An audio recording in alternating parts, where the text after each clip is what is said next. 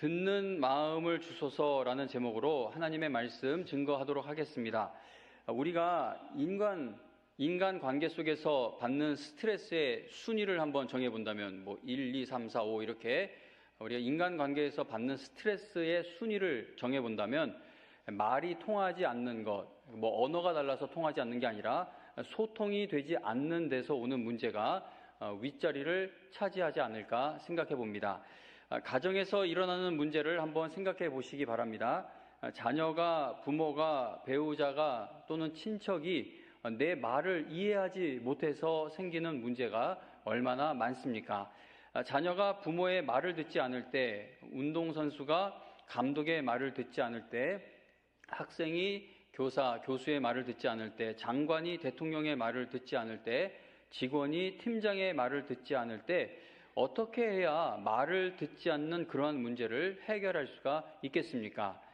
듣고자 하는 마음이 생기도록 해야 합니다. 우리가 말을 듣지 않는 사람을 볼 때에 이런 표현을 사용하죠. 저 사람은 들을 마음이 없어. 마음이 딴 데 가 있어. 이런 표현을 사용하기도 합니다. 마음이 닫혀 있으면 아무리 바르게 말해주고 자세하게 말해주고 여러 번 말해주어도 그 말을 듣지를 못하게 됩니다. 그래서 감독들 중에 보면은 실력이 좋은 선수라 하더라도 말을 듣지 않으면 경기에 내보내지를 않습니다. 그러다가 그 선수의 마음의 변화가 일어나면 이제 그때 다시 기회를 줍니다. 대통령이 함께 일할 사람을 뽑을 때도 보면은요, 실력이 최고인 사람을 뽑기보다는 마음을 함께 할 수 있는 사람을 찾는 것을 우리가 보게 됩니다. 왜냐하면 마음이 닫혀 있으면 아무리 말을 해 주어도 듣지를 못하기 때문이죠. 성경을 보면 하나님께 쓰임받은 사람들에게는 예외가 없이 하나님의 말씀을 듣는 마음이 있었습니다. 한번 아브라함을 생각해 보겠습니다. 하나님께서 아브라함을 부르실 때에 주신 말씀은 너는 너의 고향과 아버지의 집을 떠나 내가 네게 보여줄 땅으로 가라는 것이었습니다. 오늘날에도요, 평생 살고 있던 곳을 떠나서 한 번도 가본 적이 없고 또 어떤 정보도 없는 낯선 나라로 이민을 가라고 한다면 두려운 마음이 들게 될 텐데 아브라함이 살던 시대에는 어떠했겠습니까? 오늘날에는 검색을 해보기도 하고 이렇게 저렇게 알아볼 수도 있고 또 그렇게 이민을 갈 때 비행기든 배든 차든 이런 교통수단도 있고 또 어떤 위험한 일을 닥치면 대사관도 찾아갈 수 있고 또 경찰이나 이런 사람들한테 도움을 받을 수도 있는데 아브라함이 살던 시대는 그런 게 전혀 없잖아요. 그러면 오늘날에도 전혀 정보가 없고 모르는 곳으로 이주하는 것이 두려운 일이라면 아브라함이 살던 시대에는 어떠했겠느냐라는 겁니다. 아브라함이 살던 그 당시에는 어디로 가는지도 알지 못한 채 전혀 모르는 먼 땅으로 이주한다는 것은 목숨을 걸어야 할 만큼 엄청난 결단이 필요했습니다. 그 당시에는 가족과 친척 또는 공동체가 곧 생존의 울타리였습니다. 그 울타리를 떠나기 위해서는 약탈이나 굶주림과 같은 생명을 위협받는 일들을 당할 수도 있다는 것을 각오할 필요가 있었습니다. 아브라함은 바로 그 위험한 길, 목숨을 걸어야 하는 여정을 시작했던 것입니다. 자, 그렇다면 아브라함에게는 어떤 믿는 구석이 있었기에 그렇게 담대하게 알지도 못하는 땅을 향해서 목숨을 걸고 나아가는 여정을 시작할 수가 있었던 것입니까? 우리가 어떤 사람이 너무 이렇게 담대하게 막 행동하고 말하고 하면은 저 사람이 저걸 어떻게 감당하려고 그러나? 무슨 믿는 구석이 있어서 저래? 그렇게 생각을 하지 않습니까? 그러면 아브라함이 그 고향, 편하게 잘 먹고 잘 살던 곳을 떠나서 목숨 걸고 어디로 갈지도 잘 알지도 못하면서 떠나는 이 담대함, 이게 어떻게 가능할 수 있었냐는 겁니다. 하나님께서 아브라함이 이 위대하고 담대한 믿음의 여정을 시작할 수 있도록 그에게 주셨던 것은 바로 말씀이었습니다. 아브라함에게는 하나님의 말씀을 듣는 마음이 있었습니다. 그래서 아브라함은 사람들의 눈에는 무모해 보이고 손해보는 일로밖에 보이지 않는 그 길을 목숨을 걸고 떠날 수 있게 되었던 것입니다. 하나님의 말씀을 들은 아브라함은요, 집을 떠나 그 말씀을 따라가게 되죠. 그런데 하나님의 말씀을 따라가서 도착한 그 땅에서 아브라함을 기다리고 있었던 것은 어떤 풍요로움이 아니라 기근이었는데 그것도 심한 기근이었습니다. 아브라함은 한 번도 경험해 본 적 없는 생존을 위협하는 심한 기근을 직면하게 됩니다. 심한 기근 앞에서 아브라함이 어떤 결정을 내렸는지 교회를 좀 오래 다니신 분들은 다 이 이야기를 아시죠?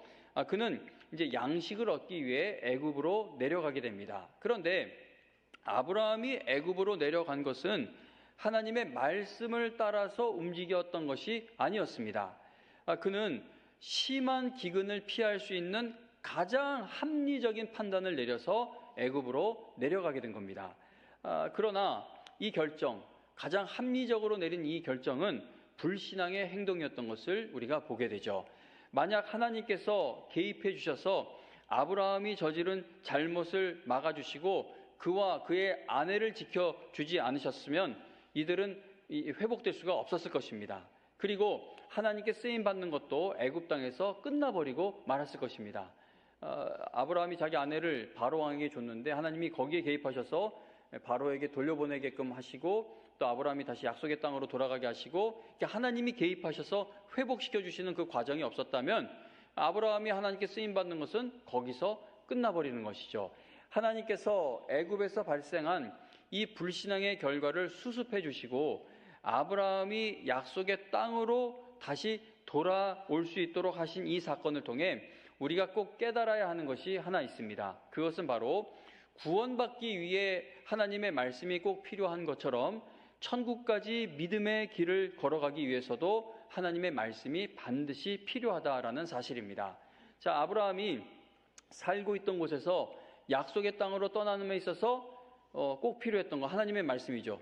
아브라함이 이렇게까지 담대하게 떠날 수 있었던 것은 말씀을 받았기 때문입니다. 그래서 어떤 것보다도 하나님의 말씀이 꼭 필요했는데 그런데 지금 우리가 살펴보는 이런 사건을 보면은 하나님의 말씀이 떠날 때만 필요한 것이 아니라 아브라함이 어디를 가든 그의 매일의 삶에서 말씀이 똑같이 떠날 때와 마찬가지로 꼭 필요했다는 겁니다.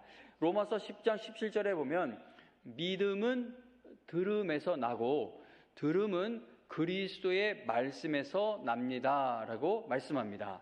그러니까 구원의 여정은 말씀을 듣는 것에서 시작되는 것이죠. 그러므로 구원받기 위해 반드시 필요한 것은 말씀을 듣는 것입니다. 그리고 구원을 받아 천국에 가는 그 길 내내 듣는 마음이 꼭 필요하다라는 사실을 아브라함을 비롯한 성경의 모든 인물들의 삶을 통해 분명히 깨닫게 됩니다. 성경에 나오는 믿음의 인물들을 생각해 보시기 바랍니다. 하나님의 말씀을 단 한 번만 듣고 끝까지 사명을 감당할 수 있었던 사람은 단 한 명도 없습니다. 여러분 어떤 성경의 인물 좋아하십니까?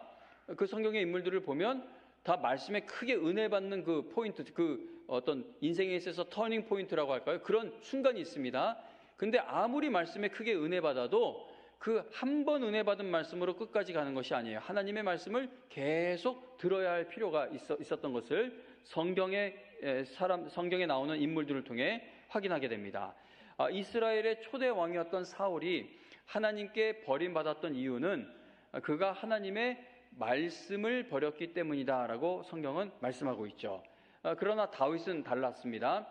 그는 돌이킬 수 없는 죄를 지었지만 만약에 다윗과 사울 왕을 법정에 끌고 간다면 판사가 볼 때 어느 두 사람 중에 누가 진짜 나쁜 놈이고 죽일 놈이겠습니까? 다윗이죠. 다윗이 지은 죄는 사울에 비하면 너무나 끔찍합니다. 그러니까 한 가지 인생에서 최고의 실수를 하나씩 놓고 재판을 받아본다면 다윗은 정말 돌이킬 수 없는 큰 죄를 지었지만 하나님의 말씀이 그에게 임했을 때 그는 그 말씀을 들었습니다. 다윗이 하나님의 말씀을 들었다라는 사실을 분명하게 알 수 있는 것은 그는 회개한 후에는 같은 죄를 반복하지 않았다는 것입니다.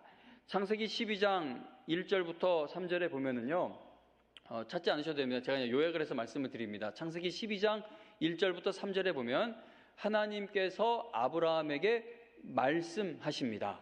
그리고 그 다음 4절에 보면 아브라함이 여호와의 말씀을 따라갔다라고 기록되어 있습니다.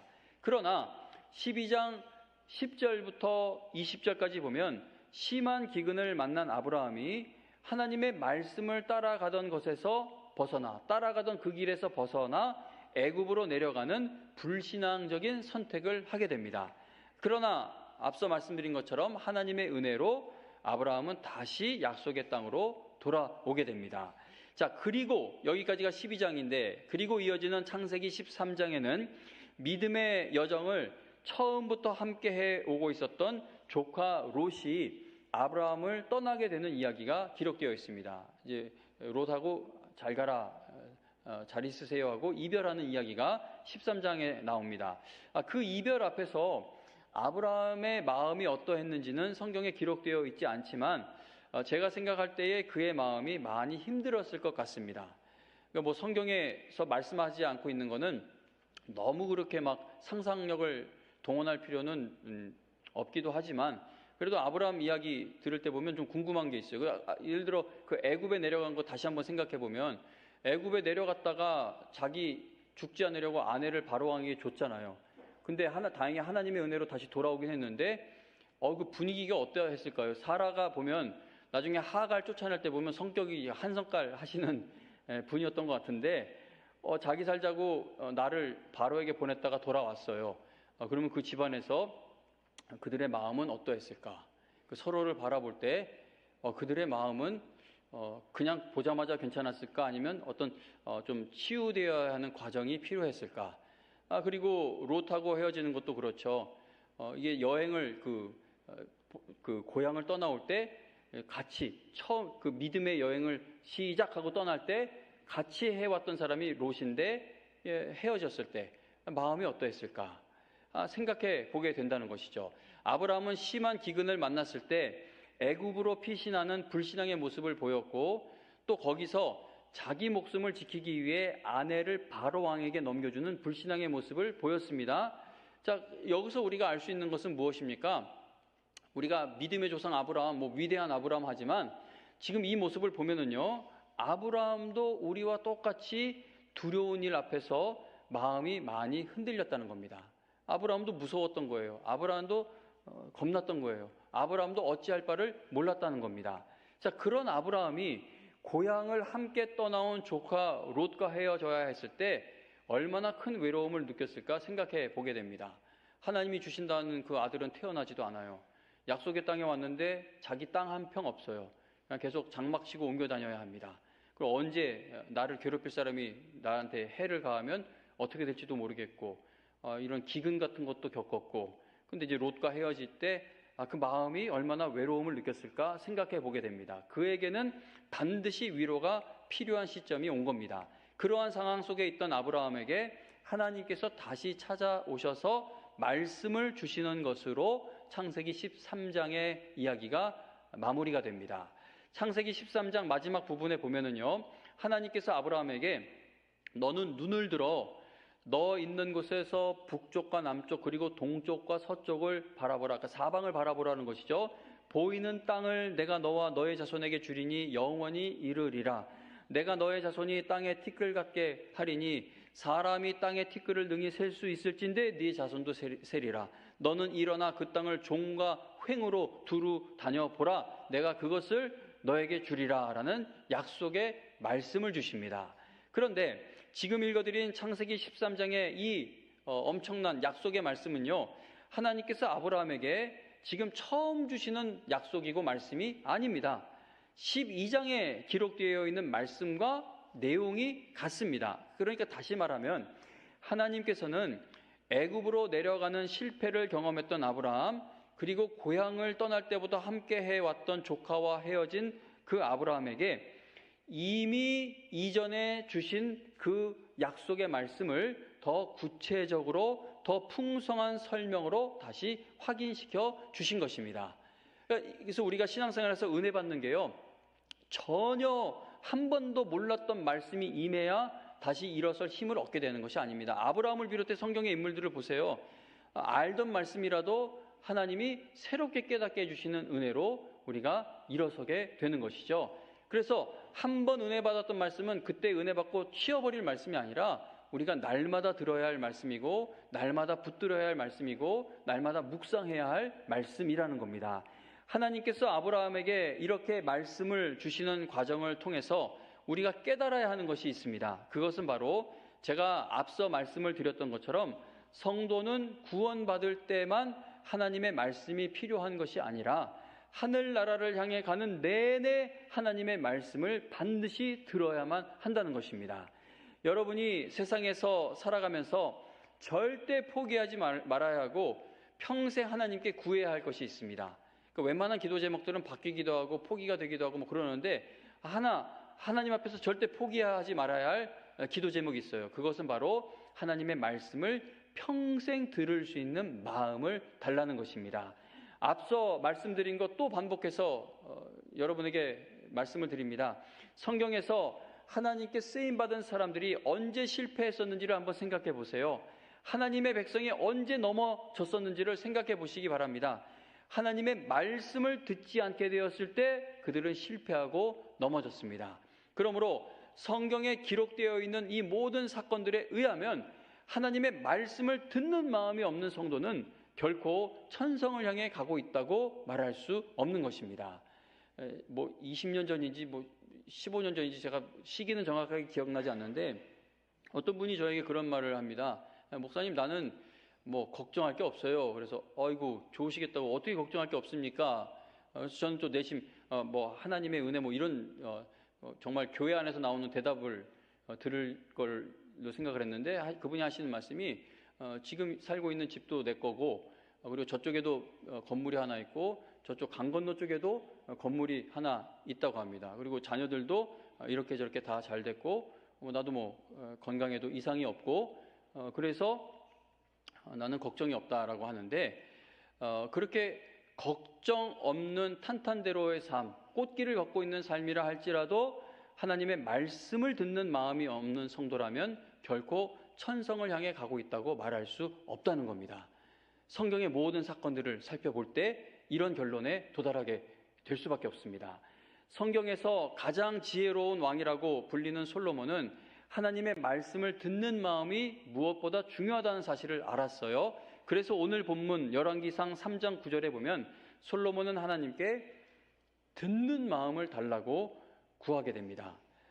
솔로몬의 이 기도가요, 역대하 1장에도 기록이 되어 있는데, 역대하에서는 솔로몬이 하나님께 이제 내게 지혜와 지식을 주소서라고 그렇게 기도한 것으로 기록되어 있습니다. 그래서 아마 여러분들은 역대하의 기도가 더 익숙하실 줄로 압니다. 열왕기하 3장 9절에서 듣는 마음이라는 이 말을요, 쉬운 말로 번역된 다른 번역본 성경들, 그리고 여러 영어 번역본 성경들을 보면은요, 올바른 마음, 분별하는 마음, 깨닫는 마음이라고 번역이 되어 있습니다. 그렇다고 우리 개역개정 성경의 번역이 잘못된 것은 아닙니다. 개역개정 성경은 히브리어를 진짜로 그냥 직역을 했기 때문에 듣는 마음이라고 번역을 한 것으로 보여집니다. 믿음으로 살아갈 수 있는 지혜와 분별은 말씀을 듣는 것에서부터 시작될 수가 있는 것이죠. 그러므로 이렇게 성경에 따라 번역의 차이가 있긴 하지만 이게 서로 모순되거나 틀리게 번역한 것은 아니라는 겁니다. 솔로몬의 이 귀한 기도가 어떤 배경 속에서 나왔는지 열왕기상 3장 초반의 내용을 제가 좀 짧게 말씀을 드리겠습니다. 3장 9절 이전의 내용을 조금 짧게 말씀을 드리겠습니다. 솔로몬은 왕이 된 후 하나님을 사랑하죠. 솔로몬은 하나님을 사랑하는 사람이라고 이 본문에서 말을 하는데, 그래서 아버지 다윗의 법도를 따르고 싶어 했습니다. 그러나 성전이 세워지지 않고 있었기 때문에 솔로몬이 백성들과 함께 산당에서 제사를 드리고 있는 상황입니다. 솔로몬은 기브온이라는 큰 산당에서 1000번제를 드렸는데, 그날 밤에 하나님께서 솔로몬의 꿈에 찾아오셔서 내가 너에게 무엇을 줄 거라고 물으십니다. 너무나도 놀라운 하나님의 질문을 들은 솔로몬은 먼저 하나님께서 아버지 다윗에게 베푸신 은혜를 감사를 드립니다. 정말 솔로몬의 신앙이 귀하고 아름답지 않습니까? 뭘 해줄까라고 하면, 뭐든지 해주실 수 있는 하나님이 뭐 해줄까라고 하면은 이거 하나님 한 10가지, 100가지 뭐 이렇게 좀 몇 가지라고 얘기를 해주시면 고민이 덜 할 텐데 막 그러면서 내가 지금 가지고 있는 리스트를 생각하고 막 나에게 집중이 될 텐데 솔로몬은 하나님께서 다윗에게 베푸신 은혜를 감사를 드립니다. 그리고 자신은 어린아이와 같아서 출입할 줄도 모르고 하나님의 이 큰 백성을 다스릴 능력이 없다는 것을 솔직히 고백을 합니다. 그런데 성도님 여러분, 솔로몬처럼 자신의 약점이 무엇인지를 잘 알고 있는 왕이라면 백성을 다스릴 권력을 달라고 하고 절대 지지 세력을 달라고 하거나 아니면 적대 세력을 싹 다 그냥 치워봐 달라고 그런 것을 구하지 않았겠습니까? 보통 왕이라면요. 지금 내가 왕이 됐는데 이 왕좌, 이 권력을 지키려면은 지금 이게 큰 문제야. 이거는 지금 어떻게 처리하지 않으면 내가 이 나라를 다스리는 내내 방해, 걸림돌이 될 거야. 뭐 그런 생각을 하면서 하나님께 그런 것에 관련된 것을 달라고 하지 않았겠습니까? 솔로몬이 어떤 과정을 거쳐 왕이 되었는지 한번 생각해 보시기 바랍니다. 자, 솔로몬은요, 왕이 될 수가 없는 그 서열에 있었죠. 그러니까 왕이 될 수 없는 그 서열에 있었어요. 형 아도니아가 이미 왕이 되었다라고 선포까지 한 그런 상황에 있었습니다. 그러나 나단 선지자와 밧세바가 다윗에게 그 사실을 알리면서 상황이 급변하게 되었고 다윗이 직접 솔로몬을 왕으로 세우게 된 것입니다. 제가 지금 그 몇 문장으로 이 상황을 말씀을 드렸지만 이게 연출 잘하는 어떤 감독이 드라마나 영화로 이걸 쫙 이렇게 푼다면요, 이건 정말 흥미진진하고 막 손에 땀이 나는 그러한 상황이죠. 왕이 될 수 없는 서열에 있었던 솔로몬, 그리고 형이 왕이 됐다고 선포를 해버리고, 그러자 선지자와 엄마가 이제 이렇게 지혜를 모아 다윗에게 이야기해주고, 또 다윗이 이게 이렇게 되면 안 된다 해가지고 이거를 상황을 뒤집어서 솔로몬을 왕을 세운 겁니다. 그래서 어떻게 보면은요, 나라 전체의 대세가 아도니아에게 기울어 있었는데 그런 긴장되는 상황에서 갑자기 솔로몬이 왕위에 오르게 된 것입니다. 그러므로 솔로몬에게는 자기 세력도 많지 않았을 것이고, 막 이 정치판 보면 어떤 그 세력을 입고 이렇게 위에 올라가야지 세력 없이 올라가면 살아남기가 참 힘든 것 같습니다. 뭐 옛날에도 마찬가지였겠죠. 솔로몬에게는 자기 세력도 많지 않았을 것이고 정적들은 여전히 살아 있었기 때문에 왕권이 위협받을 수 있는 그런 상태였을 것입니다. 자, 이런 상황 속에서 물론 뭐 평안 왕이 됐으니까는 웬만큼 다 이제 잠잠해진 상황이 많지만 그래도 이렇게 긴장감이 여전히 남아 있는 상황 속에서 솔로몬에게 얼마나 많은 고민이 있었겠습니까? 내가 어떻게 이 모든 위기를 끝까지 이겨내며 이렇게 왕의 직분을 다할 수 있을까? 나는 아버지처럼 나라를 잘 다스리는 왕이 될 수 있을까? 백성들이 혹시 아버지와 나를 비교해서 다윗은 그렇게 하지 않았는데 너는 왜 못났냐라고 하면 어떻게 할까? 나는 이 왕의 자리를 어떻게 지켜갈 수 있을까? 뭐 이런 고민과 두려움이 있지 않았겠습니까? 그러나 이러한 긴장감이 가득한 상황에서 솔로몬이 하나님께 구한 것은 군사력도 지지 세력도 재물이나 명예도 아니었다는 겁니다.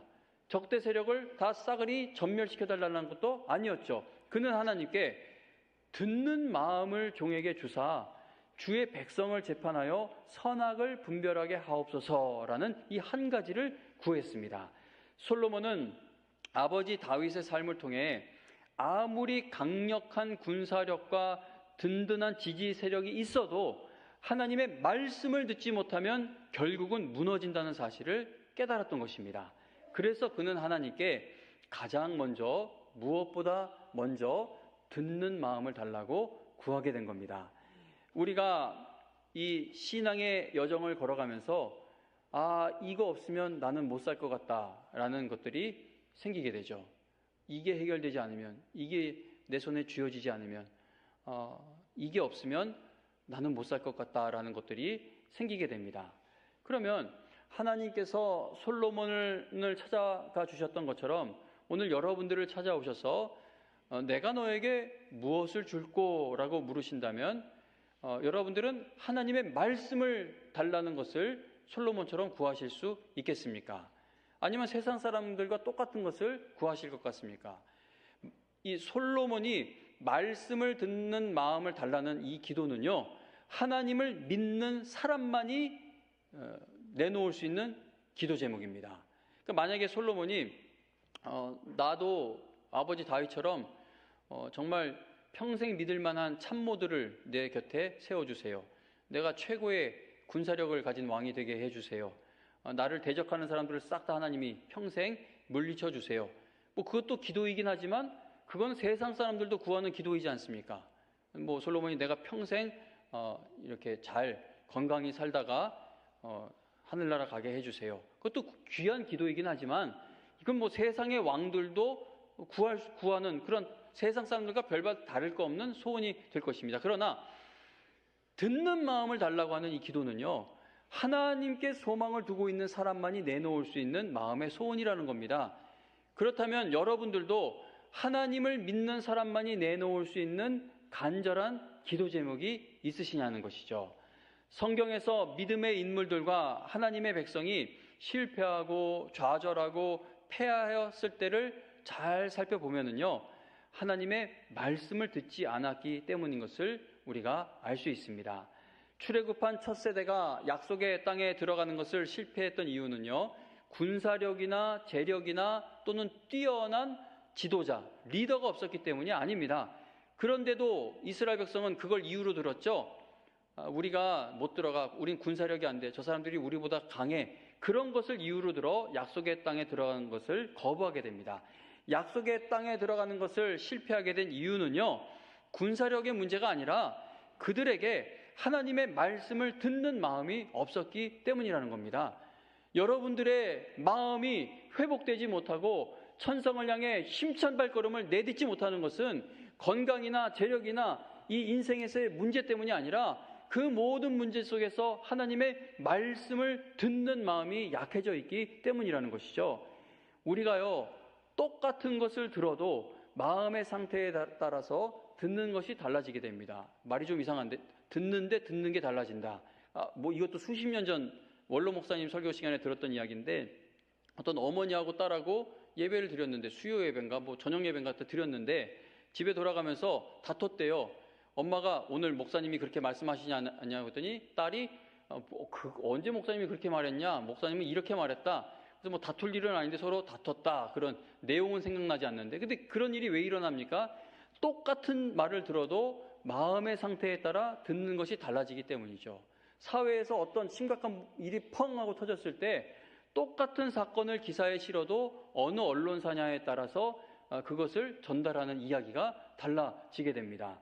가나안 땅을 정탐하고 온 12명은 모두 똑같은 것을 보고 체험하고 돌아왔습니다. 그러나 여호수아와 갈렙만이 보고 온 곳에 대한 평가가 믿음의 평가가 되었습니다. 왜냐하면 그 두 사람에게는 하나님의 말씀을 듣는 마음이 있었기 때문입니다. 성도님 여러분, 지금 내 현실이 이해가 되지 않아도, 말이 되지 않는 상황이라고 해도 그래도 하나님은 오르십니다. 그래도 하나님은 신실하십니다. 그래도 하나님은 끝까지 나를 책임져 주실 줄로 믿습니다. 이 고백이 나올 수 있는 신앙이 되기 위해서는 말씀을 계속 듣는 마음이 있어야 한다는 겁니다. 솔로몬의 기도가 하나님 마음에 들었어요. 열왕기상 3장 10절에 보시면, 목사님이 읽어주신 10절 말씀에 보면 솔로몬이 이것을 구하매 그 말씀이 주의 마음에 들었다라고 말씀합니다. 하나님 마음이 흡족하신 거예요. 지금까지 이렇게 기도한 사람이 없어. 너 정말 대단한, 너 어떻게 그렇게 내 마음에 꼭 드는 기도를 했냐. 물론 여기 그렇게 없습니다. 없는데 제가 좀 오버해서 이렇게 설명을 좀 드려봅니다. 주님의 마음에, 하나님 마음에 들었어요. 하나님께서는 솔로몬의 기도를 기뻐하시면서 그에게 네가 장수하는 것이나 또 재산을 많이 얻는 것, 그런 거 구하지 않았고, 원수 갚는 것도 구하지 않았고, 듣고 분별하는 지혜를 구했으니 내가 너에게 지혜롭고 총명한 마음을 주겠다. 그리고 네가 구하지 않은 부귀와 영광도 함께 주겠다라고 약속을 해주십니다. 물론 하나님께서 우리에게 솔로몬에게 주셨던 이 응답을 똑같이 주지는 않으시겠죠. 이렇게 기도하면은 부귀 영화를 함께 얻을 수 있구나. 그렇게 기도해봐야 이거는 솔로몬입니다. 하나님이 이렇게 똑같이 주진 않으시지만, 그러나 이 이야기가 우리에게 매우 귀한 이유가 무엇이겠습니까? 그러나 우리가 솔로몬처럼 듣는 마음을 달라고 간구한다면, 지금 여러 가지 복잡한 상황, 나에게 위기감을 주는 상황, 내 생명에 위협되는 상황, 그 모든 상황이 있음에도 가장 1순위 기도 제목으로 하나님 듣는 마음을 주세요라고 간구한다면, 하나님께서 매우 기뻐하시면서 여러분이 믿음으로 살아가기 위한 필요한 모든 것을 공급해 주실 줄로 믿는다는 겁니다. 물론 우리가 하나님의 말씀을 듣는 마음을 갖게 되어도 여전히 우리의 삶에는요, 우리를 넘어뜨리고 흔드는 일들이 가득하겠죠. 그러나 하나님의 말씀을 듣는 마음이 있게 된 성도에게는 막막하게 보이는 삶 속에서도 믿음으로 나아갈 길도 함께 보여지기 시작합니다. 말씀을 듣는 마음이 있게 된 성도는 어떻게 살아가야 할지 모르겠고 무엇을 선택해야 할지 모르겠는 상황에서도 그 어려운 길을 믿음으로 걸어갈 수 있는 힘 주시는 하나님을 만나게 된다는 겁니다. 성도님 여러분, 솔로몬이 왕 위에 오르면서 그에게 가장 필요해 보였던 것은 군사력과 재력, 그리고 지지 세력이죠. 솔로몬은 정적들을 힘으로 제압을 해야만 했었고, 그리고 돕는 사람들의 지지를 얻어서 왕위를 지켜냈기 때문에 그 왕의 자리를 지키기 위해서는 권력, 재력, 지지 세력이 얼마나 중요한지를 잘 알고 있었습니다.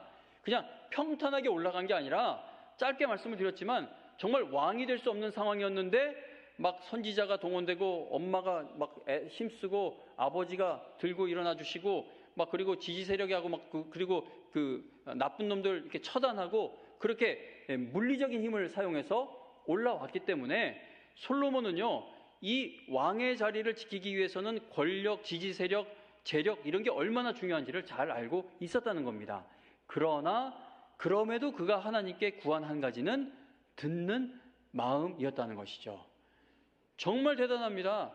제가 생각해 봤어요. 하나님이 만약에 저를 찾아오셔서 내가 너에게 무엇을 줄고 하면은 듣는 마음은 일단 빚부터 갚고 해도 되지 않을까 생각하지 않을까 생각해봐요. 이게 그냥 농담으로 하는 게 아니라 심각하잖아요. 그러니까 하나님의 말씀만이 나에게 소망이 된다는 확신이 없으면 이 기도를 할 수가 없어요. 그러니까 우리가 논리적으로 생각해보면 일단 빚을 처리하고 나서 그 다음에 들으면 되지 않나. 그게 늘 우리가 우선순위에 있어서 이 흔들림이 있는데, 그가 이 모든 상황에서 하나님께 구한 한 가지는 듣는 마음이었습니다. 오늘 우리도 마찬가지입니다. 세상에서 필요한 것이 정말 많아 보이지만 결국 우리에게 가장 중요한 것은 하나님의 말씀을 들을 수 있는 마음이라는 겁니다. 우리의 호흡이 끊어져 갈 때까지도 하나님의 말씀이 나에게 들려지게 해 주셔서 나를 향해 열려있는 저 천성의 문이 열려있는 것을 보게 해주세요. 이게 우리에게 가장 중요한 기도 제목이라는 것이죠. 지난주에 문형배 전 헌법재판소장 권한대행은 우리의 논의의 출발점은 헌법이 되어야 됩니다라는 그런 말을 했습니다. 근데 제가 이걸 인용을 하면서도 막 한쪽은 또 막 두근두근 거려요. 이게 정치와 관련된 인물의 말을 인용하는 것이 이게 자칫 오해를 불러일으킬 수 있다는 것을 잘 알고 있어요. 그냥 어떤 특정 인물의 이름을 말하는 것에서부터 막 열이 나지 않습니까? 목사 입에서 그 사람의 이름이 나온 것부터가 마음에 들지 않고 막 그런데, 근데 이런 위험 부담을 안고도 제가 이 말씀을 드리는 이유는요, 우리의 논의의 출발점은 헌법이어야 한다라는 이 표현을 조금 바꾸어 우리 신앙생활에 적용해보고 싶기 때문입니다. 위정자들이나 법을 다루는 사람들이 자기 자신을 출발점 삼아서 헌법을 해석하고 적용을 한다면 헌법은 반드시 망가지게 될 것이고 나라는 큰 혼란에 빠지게 될 것입니다. 제가 영광교회 담임 목사 최연이라는 사람이 이 교회에서 내 마음대로 독재를 하고 싶을 때 가장 좋은 방법 중에 하나가 뭐냐면 당회원들을 잘 설득을 해서 정관을 바꿔버리는 거예요. 그러니까 그 정관이 나한테 걸림돌이 되면 그걸 바꾸면 내가 편해지지 않습니까? 성도와 교회가 신앙의 출발점을 자기 자신에게 두면 말씀을 왜곡하게 되고 훼손시키게 될 것이고 하나님의 나라가 확장되어가는 일에 방해꾼이 되어버린다는 겁니다. 그러므로 우리의 모든 논의의 출발점은 하나님의 말씀이어야 한다는 것이죠. 동성애, 낙태 이 문제 그렇게 복잡하지 않아요. 이게 기독교 안에서도 이걸 허용해야 한다고 하는 사람들의 주장을 들어보면 그들이 얼마나 불쌍한 처지에 있는지 그 사례를 가지고 와서 성경을 해석하려고 하니까 순서가 그렇게 되니까 하나님이 바라시는 일이 무엇인지를 알지를 못하게 됩니다. 성경에서 말씀하는 바가 무엇이냐를 먼저 듣고 세상의 일들을 논의하고 이렇게 처리해 가야 되는데 이 순서가 바뀌게 되면요, 모든 것이 망가져 버리게 됩니다. 성도와 교회는 아무리 어려운 일을 당해도 하나님의 말씀을 인생의 다음 발걸음을 옮겨가는 출발점으로 삼아야 합니다. 만약에 성도가 자기 사정과 욕심을 출발점 삼아서 성경 말씀을 듣고 해석하게 되면 결국은 세상 사람들과 똑같은 것을 추구하는 신앙이 되어버리는 것이죠. 그러므로 하나님의 말씀을 듣는 마음을 달라는 기도는 평생의 기도 제목이 되어야 한다는 겁니다. 자, 솔로몬을 한 번 더 생각해 볼게요. 우리가 오늘 살펴본 본문의 말씀처럼 솔로몬은요, 처음에는 하나님께 듣는 마음을 구해서 너무나 귀한 신앙으로 이렇게 하나님을 찾아서 귀하게 쓰임을 받게 되지만 나이가 많아지면서 그 마음을 지키지 못하게 됩니다. 열왕기상 11장 4절에서 이렇게 증언을 해요. 열왕기상 11장 4절을 제가 읽어드릴게요. 솔로몬의 나이가 많을 때에 그의 여인들이 그의 마음을 돌려, 그러니까 이방 여인들이죠. 우상을 섬기는 나라에서 아내로 데리고 오고 첩으로 데리고 온 그 여인들이 솔로몬의 마음을 돌려서 다른 신들을 따르게 하였으므로 왕의 마음이 그의 아버지 다윗의 마음과 같지 아니하여 그의 하나님 여호와 앞에 온전하지 못하게 되었다라고 말씀합니다.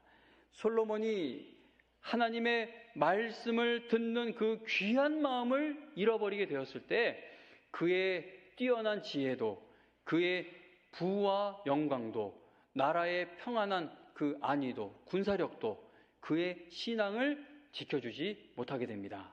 솔로몬이 갑자기 하나님의 말씀을 듣는 마음을 잃어버리게 된 것은 아닙니다. 오늘 본문 열왕기상 3장은요, 솔로몬의 이 아름다운 기도를 기록하기 전에 솔로몬의 불안정한 신앙의 모습을 먼저 보여주면서 시작됩니다.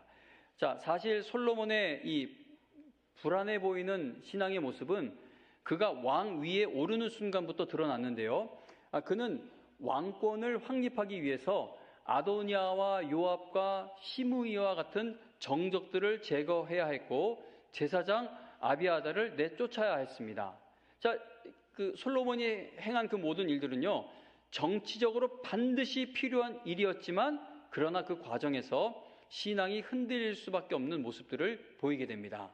그리고 오늘 본문이 시작되는 3장에서도 그의 이 불안정해 보이는 신앙의 모습이 이어지게 되는데 솔로몬은 애굽 왕 바로의 딸과 혼인 동맹을 맺었고 그리고 아직 성전이 세워지지 않았다는 그 이유로 산당에서 제사를 드렸습니다. 애굽은 이스라엘 백성에게 고통을 주는 나라고 세상의 그 힘을 대표하는 나라죠. 근데 그런 나라의 왕의 딸과 동맹을 맺기 위해 혼인을 한 겁니다. 성경은요, 솔로몬이 하나님을 사랑했다라는 사실을 분명하게 알려주면서도 동시에 그가 애굽과 혼인 동맹을 맺었고 산당에서 제사 드린 사실 또한 알려주고 있습니다. 훗날 그의 신앙을 무너뜨리게 될 불신앙적인 그 위험 요소들이 있다는 것을 분명히 지적을 하고 있는 겁니다. 그래서 결국 솔로몬이 어떻게 됩니까? 자신에게 있는 그 불신앙적인 모습에 삼켜지게 되어버리죠. 그 지병이 많은 병. 근데 고혈압, 당뇨 이런 게 심각한 병이면서도 그게 또 잘 관리를 하면 끝까지 또 그 병을 안고 살지 않습니까? 이렇게 관리를 받아야 할 지병이 있는 것처럼 영적으로도요, 평생 관리되어야 할 영적 지병이 있습니다. 그러니까 솔로몬이 이렇게 애굽의 딸과 애굽 바로의 왕 딸과 혼인 동맹 맺고 그리고 산당에서 제사 드리고 이러한 정말 이게 나중에 이제 결국 이 모습이 크게 되어가지고 나중에 망해버리는 거 아닙니까? 그러니까 신앙이 무너져버리는 거 아닙니까? 그런 것처럼 솔로몬처럼 여러분과 저에게도 평생 관리되어야 할 영적 지병이 있다는 겁니다. 다시 말하면 듣는 마음을 계속 병들게 하는 어떤 영적인 지병, 평생 관리해야만 하는 그러한 악함이 우리에게 다 있어요. 그걸 잡아내고 그걸 다스려야 합니다. 하나님의 말씀을 듣는 마음은 몇 번 간절하게 기도하고 끝낼 수 있는 그러한 기도 제목이 아니고 어느 그냥 불 받는 부흥회 집회 가서 한 번 뜨겁게 기도하고 깨닫고 끝나는 것이 아니라 평생 날마다 듣는 마음을 달라고 기도해야 한다는 겁니다. 왜냐하면 우리 모두에게도 솔로몬처럼 평생 관리하지 않으면 말씀을 듣는 마음을 병들게 만들 수 있는 요소들이 분명히 잠재적으로 자리를 잡고 있기 때문입니다. 능력 있게 사역을 하던 목사님들이 나중에 하나님의 말씀을 듣는 일에 실패해서 이렇게 참 안타까운 모습 보이는 것을 생각해 보시기 바랍니다. 여기서 예외는 없어요. 평생 관리되어야 할 마음의 영역이 있는 것. 그래서 갈라디아서 3장 3절에 보면은요, 너희가 이같이 어리석으냐? 어떤 어리석음에 대해서 이렇게 외치냐 하면 성령으로 시작하였다가 이제는 육체로 마치겠느냐라고 강하게 경고합니다. 수십 년 예배 자리에 앉아 있으신 것은 하나님의 말씀을 뜨겁게 받은 날이 있으셨기 때문일 것입니다. 근데 그 날이 과거의 날로만 기억되고 있다면 여러분들은 지금 천성을 향해 가지 못하고 있을 가능성이 높습니다. 하나님의 말씀을 듣는 마음은 매일매일 살아 있어야 하는 믿음이고 마음인 것이죠. 여러분 모두 날마다 주님, 제가 말씀을 정말 듣고 싶습니다. 저에게 듣는 마음을 주세요. 주님의 말씀을 출발점 삼아 내 인생에서 일어나는 일들을 분별하여 끝까지 주님 뜻 안에서 살아가게 하여 주시옵소서라고 기도하시는 성도님들 되실 수 있기를 바랍니다. 그래서 호흡이 멈추게 되는 그날까지 하나님의 영광을 위해 하나님의 뜻대로 귀하게 쓰임받다가 천국에 입성하게 되시기를 주님의 이름으로 축원합니다.